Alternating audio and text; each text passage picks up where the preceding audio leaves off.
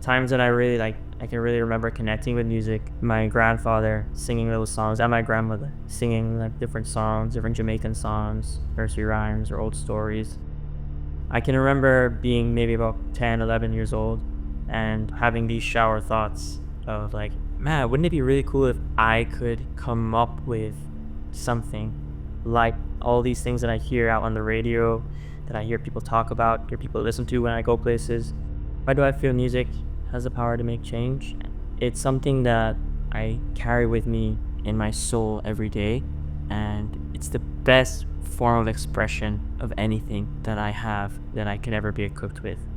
The place that feels most like home to me, that would be Jamaica, more specifically Kingston, Jamaica, where I grew up and where my parents live. A lot of my family live there. Though I interact with Jamaicans and feel Jamaican and am Jamaican in the same way that everyone from there is, I experience a privileged side of Jamaica. I'm privileged with a more safety, access to a lot more opportunity, access to a lot more of the kind of pleasures of the way that the country is set up, the beaches, the cuisine. Not to say that my love for the country and respect for it is any different, but I think that a lot of people tend to shy away from that particular distinction.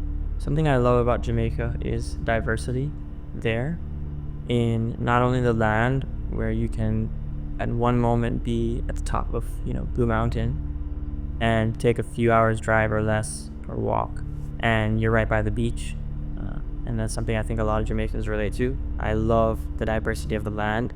Sometimes it really feels like you don't need to go anywhere else. You can satisfy every little kind of craving on the island. Hi, I'm Christian. I'm Kyle's twin brother.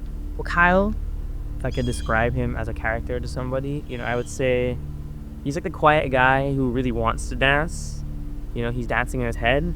That's the one-liner, but I'll make it more concise so that someone could follow. Kyle, I think, is someone full of music, and it's pretty interesting to meet him as he's slowly learning how to let that music spill out of him. He's very caring, family-oriented, not in the sense that he knows like what he wants out of his future, but just a sense he came from a good home, and so he looks out for others, looks out for his friends, checks on his family, cares more about how the room is doing than how he's doing, in a sense. Very selfless, kind of funny, not as funny as me. I'm in London because I saw a program at Western, and it was unique to what I was seeing at other universities because it allowed you to explore kind of music production and also still like music theory, music history. How I feel comparing my life in Kingston, Jamaica, my life in London, Ontario, or just Jamaica and Canada. I think it's important to say like my experience in Jamaica is one that allows me to, be well looked after and feel safe all the time. So it's definitely an isolated experience where when I come to Ontario, I feel like I'm kind of more independent. It's up to me to make a lot more choices, and I'm not thinking the way that I've been taught to think. Whereas I feel like growing up in Jamaica, my existence was kind of a sheltered one, which is not saying good or bad, but it's just the truth. I don't have a preference between like Canada and Jamaica in terms of where I live or where I work right now.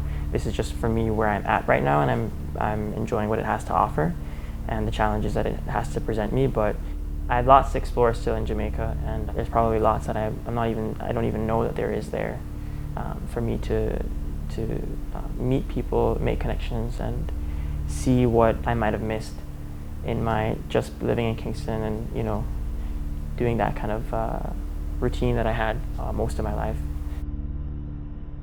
London has a big homelessness issue, so where I live here near all these parks and stuff, you can see people who have been living in tents and joined together in groups to make a home in the forest and the parks. That's what kind of drew me to then start thinking about what I could work on in London. What are the problems I see in my community? Kind of think of this as my community. I was told by someone that I spoke to who lives in a similar situation that they started allowing it. Apparently it wasn't allowed before. It's very much noticeable this year as I've been here in the summer. Most students don't see that if they're not from London, because in the winter you're kind of just busy with school and stuff, and I've been grateful to be here in the summer to get to witness more of that and to just like be here working and living and going through the community every day, as opposed to just kind of head locked in only on the campus and back home.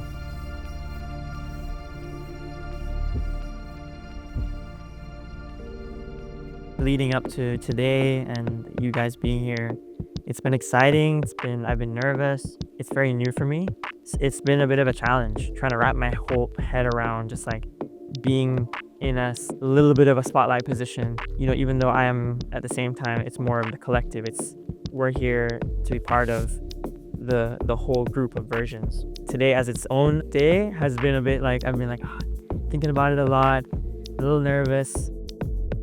I haven't really been to a lot of professional studios in London, and considering I am kind of helping to set up a student-run studio space at the university, it is going to be interesting to see like what a professional setup is like. Not that I've never seen one before, but everyone has their own slight different variation on how they want to do their setup, and it's kind of cool to get to see more of that. We're in trouble, but we do not believe. Yes, me said the trouble reach and we can't conceive. The trouble double make you try to believe. When me said the trouble and a rhyming scheme. We in trouble but refuse to retreat. Produce, debris, consume, repeat. Pretty please, can you hear my plea? We in trouble till we dead.